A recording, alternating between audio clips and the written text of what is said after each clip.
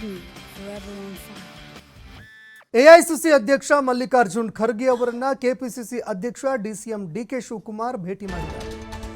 ಮಲ್ಲಿಕಾರ್ಜುನ್ ಖರ್ಗೆ ಅವರ ಜೊತೆಯಲ್ಲಿ ಸುದೀರ್ಘವಾಗಿ ಮಾತುಕತೆ ನಡೆಸಿದ್ದಾರೆ. ರಾಜ್ಯದ ಪ್ರಸ್ತುತ ರಾಜಕೀಯ ವಿದ್ಯಮಾನಗಳು, ರಾಜಕೀಯ ಬೆಳವಣಿಗೆಗಳು, ರಾಜ್ಯ ರಾಜಕಾರಣದಲ್ಲಿ ಏನೆಲ್ಲ ಬೆಳವಣಿಗೆಗಳಾಯಿತು ಆ ಎಲ್ಲ ವಿಚಾರಗಳಿಗೆ ಸಂಬಂಧಪಟ್ಟಂತೆ ಚರ್ಚೆ ಮಾಡಿದ್ದಾರೆ. ಪ್ರಸಕ್ತ ರಾಜ್ಯದ ರಾಜಕೀಯ ಬೆಳವಣಿಗೆಗಳ ಬಗ್ಗೆ ಸುದೀರ್ಘವಾಗಿ ಚರ್ಚೆ ಮಾಡಿದ್ದಾರೆ.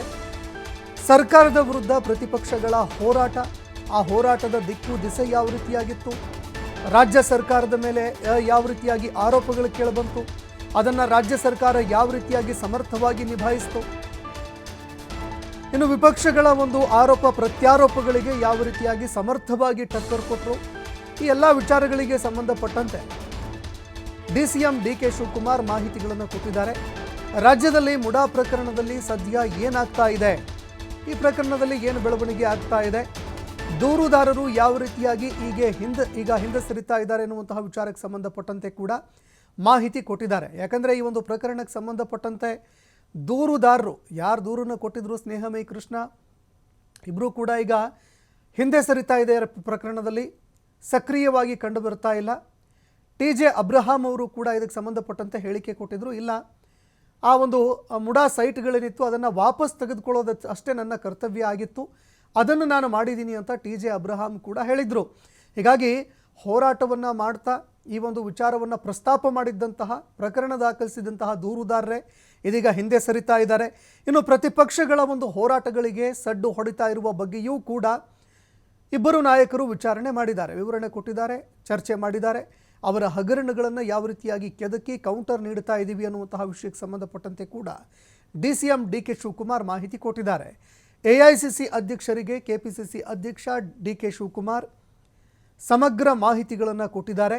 ಇನ್ನು ಮುಂದಿನ ದಿನಗಳಲ್ಲಿ ಈ ಒಂದು ಪ್ರಕರಣಗಳಿಗೆ ಸಂಬಂಧಪಟ್ಟಂತೆ ಯಾವ ರೀತಿಯಾಗಿ ಅವುಗಳನ್ನು ಎದುರಿಸಬೇಕು, ಪಕ್ಷ ಯಾವ ರೀತಿಯಾಗಿ ಎದುರಿಸೋದಕ್ಕೆ ಅಂತ ತಯಾರಿಯನ್ನು ಮಾಡಿಕೊಂಡಿದೆ, ಇನ್ನು ಅದರ ಒಂದು ಪರಿಣಾಮ ಯಾವ ರೀತಿಯಾಗಿರುತ್ತೆ, ವಿಪಕ್ಷಗಳ ವಿರುದ್ಧ ಹೋರಾಟವನ್ನು ಯಾವ ರೀತಿಯಾಗಿ ಮಾಡೋದಕ್ಕೆ ಅಂತ ತಯಾರಿಯನ್ನು ಮಾಡಿಕೊಳ್ಳಲಾಗಿದೆ, ಪ್ಲ್ಯಾನ್ ಮಾಡಿಕೊಳ್ಳಲಾಗಿದೆ, ಇದೆಲ್ಲದಕ್ಕೂ ಸಂಬಂಧಪಟ್ಟಂತೆ ಚರ್ಚೆ ಆಗಿದೆ.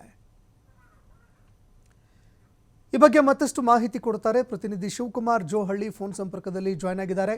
ಶಿವಕುಮಾರ್, ಮಲ್ಲಿಕಾರ್ಜುನ್ ಖರ್ಗೆ ಅವರನ್ನು ಡಿಕೆ ಶಿವಕುಮಾರ್ ಅವರು ಭೇಟಿಯಾಗಿ ಮಾತುಕತೆ ನಡೆಸಿದ್ರು, ಏನೆಲ್ಲ ಚರ್ಚೆಯಾಗಿದೆ ಅಂತ. ಯಾಕಂದರೆ ರಾಜ್ಯ ರಾಜಕಾರಣದಲ್ಲಿ ಸಾಕಷ್ಟು ಬದಲಾವಣೆಗಳಾಯಿತು, ಸಾಕಷ್ಟು ಚರ್ಚೆಗಳಾಯಿತು, ಅನೇಕ ವಿಚಾರಗಳು ಇದೀಗ ರಾಜ್ಯ ಸರ್ಕಾರದ ವಿರುದ್ಧ ಕೇಳಿಬಂತು. ಇದೆಲ್ಲದಕ್ಕೂ ಸಂಬಂಧಪಟ್ಟಂತೆ ಏನೆಲ್ಲ ಚರ್ಚೆ ಆಯಿತು ಇವತ್ತು ಅಂತ? ಸಂತೋಷ್, ಎಐಸಿಸಿ ಅಧ್ಯಕ್ಷ ಮಲ್ಲಿಕಾರ್ಜುನ್ ಖರ್ಗೆ ಅವರನ್ನ ಡಿಸಿಎಂ ಡಿಕೆ ಶಿವಕುಮಾರ್ ಇವತ್ತು ನಿನ್ನೆ ರಾತ್ರಿ ಸದಾಶಿವನಗರದ ಅವರ ನಿವಾಸದಲ್ಲಿ ಭೇಟಿಯನ್ನ ಮಾಡಿದ್ರು. ಆ ಸಂದರ್ಭದಲ್ಲಿ ಸಾಕಷ್ಟು ವಿಷಯಗಳ ಬಗ್ಗೆ ಅವರು ಚರ್ಚೆಯನ್ನ ಮಾಡಿದ್ದಾರೆ. ಒಂದು ಕಡೆ ಈಗ ಕೆಪಿಸಿಸಿ ಅಸೆಟ್ ಅನ್ನ ಕ್ರಿಯೇಟ್ ಮಾಡ್ಕೊಳ್ಳೋದಕ್ಕೆ ಈಗ ಡಿಕೆ ಶಿವಕುಮಾರ್ ಹೊರಟಿದ್ದಾರೆ.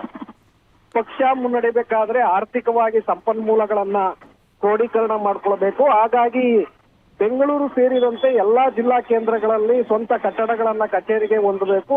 ಅದರ ಜೊತೆಗೆ ಎಲ್ಲೆಲ್ಲಿ ಪ್ರಾಪರ್ಟಿ ಇದೆ ಆ ಪ್ರಾಪರ್ಟಿಗಳನ್ನ ಮತ್ತಷ್ಟು ನೂತನ ಕಟ್ಟಡಗಳನ್ನ ಮಾಡಿ ಅದನ್ನ ಆರ್ಥಿಕವಾಗಿ ವಾಣಿಜ್ಯ ಬಳಕೆಗೆ ಅವಕಾಶವನ್ನ ಮಾಡಿಕೊಟ್ಟು ಅಲ್ಲಿಂದ ಸಂಪನ್ಮೂಲವನ್ನ ಕ್ರೋಢೀಕರಣ ಮಾಡಿಕೊಂಡು ಅದರ ಮೂಲಕ ಪಕ್ಷವನ್ನ ಮತ್ತಷ್ಟು ಬಲಿಷ್ಠಗೊಳಿಸಬೇಕು ಅನ್ನುವಂತ ಒಂದು ಆಲೋಚನೆ ಡಿಕೆ ಶಿವಕುಮಾರ್ ಅವರಲ್ಲಿದೆ. ಹಾಗಾಗಿ ಬೆಂಗಳೂರಿನಲ್ಲಿ ಕಾಂಗ್ರೆಸ್ ಭವನವನ್ನ ಈಗೇನು ಕಟ್ಟಡವನ್ನ ಹೊರಗೆ ಹಾಕಿದ್ದಾರೆ, ಆ ಸ್ಥಳದಲ್ಲಿ ಭವ್ಯವಾದಂತಹ ಕಟ್ಟಡವನ್ನ ನಿರ್ಮಾಣ ಮಾಡಿ ಅಲ್ಲಿಂದ ಸಂಪನ್ಮೂಲ ಕ್ರೋಢೀಕರಣ ಮಾಡ್ಕೊಳ್ಳೋದಕ್ಕೆ, ಪಕ್ಷದ ಚಟುವಟಿಕೆಗಳಿಗೆ ಹಣಕಾಸನ್ನ ಬಳಕೆ ಮಾಡ್ಕೊಳ್ಳೋದಕ್ಕೆ ಈಗ ಮುಂದಾಗಿದ್ದಾರೆ. ಅದರ ಒಂದು ಬ್ಲೂ ಪ್ರಿಂಟ್ ಅನ್ನ ನಿನ್ನೆ ಖರ್ಗೆ ಅವರಿಗೆ ತೋರಿಸಿದ್ದಾರೆ.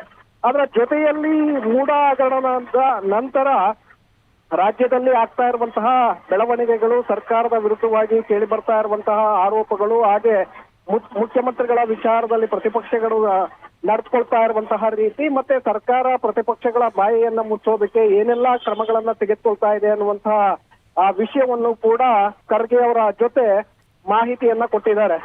ಅದರ ಜೊತೆಗೆ ಈಗ ಮೂಡಾ ಪ್ರಕರಣ ಒಂದು ಕಡೆ ಸೈಲೆಂಟ್ ಆಗ್ತಾ ಇದೆ. ದೂರುದಾರರು ಕೂಡ ಈಗಾಗಲೇ ಟಿ.ಜೆ. ಅಬ್ರಹಾಂ ಹಿಂದಕ್ಕೆ ಸರಿದಿದ್ದಾರೆ. ಇದು ಕಾನೂನು ಹೋರಾಟವನ್ನ ನಾವು ಯಾವ ರೀತಿಯಾಗಿ ಮುಂದುವರಿಸಬೇಕು, ಮತ್ತೆ ಬಿಜೆಪಿಯ ಹಳೆಯ ಹಗರಣಗಳನ್ನ ನಾವು ಸ್ಥಳೀಯ ಮಟ್ಟದಲ್ಲಿ ಯಾವ ರೀತಿಯಾಗಿ ಅವನ್ನ ಬಹಿರಂಗ ಮಾಡುವ ಮೂಲಕ, ಅವನ್ನ ತನಿಖೆಗೆ ಕೊಡುವ ಮೂಲಕ ಪ್ರತಿಪಕ್ಷಗಳು ಕಟ್ಟಿ ಹಾಕುವಂತ ಒಂದು ಕೆಲಸವನ್ನ ಮಾಡ್ತಾ ಇದ್ದೇವೆ ಅನ್ನುವಂತ ಒಂದು ಸಂಪೂರ್ಣವಾದಂತ ಮಾಹಿತಿಯನ್ನು ಕೂಡ ನಿನ್ನೆ ಡಿ ಕೆ ಶಿವಕುಮಾರ್ ಖರ್ಗೆ ಅವರಿಗೆ ಕೊಟ್ಟಿದ್ದಾರೆ.